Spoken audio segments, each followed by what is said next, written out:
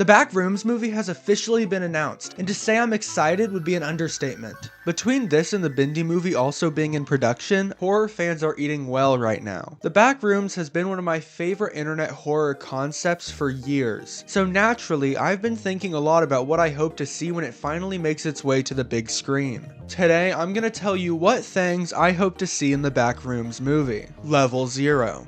Let's start with the most obvious one. Level 0, also known as the lobby. This is the foundation of the Backrooms, the endless liminal yellow hallways that started it all. If you've ever seen a single piece of Backrooms media, it's almost guaranteed you've seen Level 0. The buzzing fluorescent lights, stained carpeting, and repetitive hallways are iconic, and it's what most people think of when they hear the term Backrooms. I think it would be a huge mistake to not include Level 0 in the movie. Even if the film branches out into other levels or introduces new interpretations, it needs to start here. This is the place where you first realize you're trapped somewhere strange, unsettling, and potentially infinite. It's the atmosphere and tone setter for everything that follows. Bacteria. Bacteria is arguably the most recognizable Backrooms entity, featured in countless games, videos, and art. It's the tall, distorted humanoid creature that stalks the halls in many interpretations of Level 0. Its design is terrifying, leaning heavily on the fear of something human-like yet uncanny. If there's only going to be one creature prominently featured in the movie, Bacteria should be it. It's simple enough to be immediately unsettling for new viewers, yet it's extremely recognizable for longtime fans. And if they don't end up using Bacteria, they at least have to use the Smilers. Canon levels. One thing I would love, but admittedly don't really expect, is for the movie to incorporate several of the canon Backrooms levels. This would mean including locations like the parking zone, pipe dreams, the pool rooms, the abandoned office, Hotel 188, Terror Hotel, Level 94, Level Fun, Level exclamation mark, and if we're lucky, if we're really lucky, either level 3999 or level 9222337203685477580 as the exits. That last one is way too long. I don't know why they did that.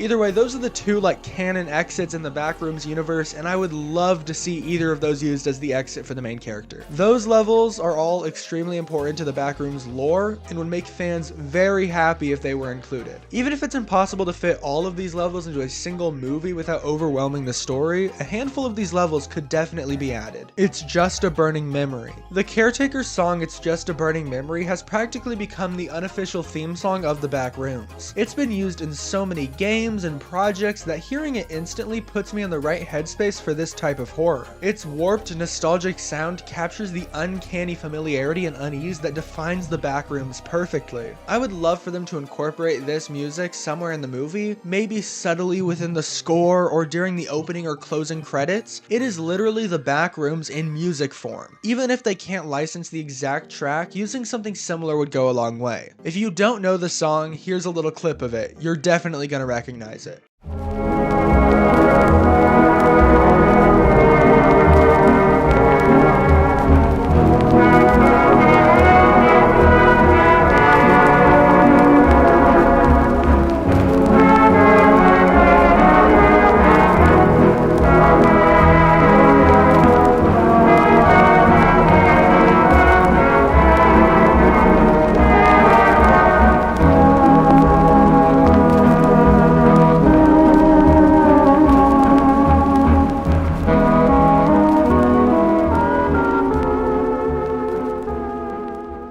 Kitty. Kitty is one of the more unique Backrooms entities, and it's not as iconic as the other ones, but fans have grown very attached to him. Including Kitty's house or even a brief reference would be a fun nod to the community. While Kitty might not be essential to the main plot, his inclusion would be so much fun. His cameo would make the Backrooms world feel bigger, hinting that there's more to explore than what we see in the main story. It would be the kind of detail that makes a movie worth rewatching. Partygoers. Even if Level Fun doesn't end up making the cut, I really hope the partygoers do. Their creepy design makes them one of the most iconic Backrooms entities. They're such a great example of the Backrooms' ability to turn something cheerful, like a party, into something horrifying. I can imagine the scene in my head now. The main character believes they finally escaped the Backrooms, stumbling into what seems like a lively, colorful party. But as they're walking around, they notice a creepy figure standing with a balloon.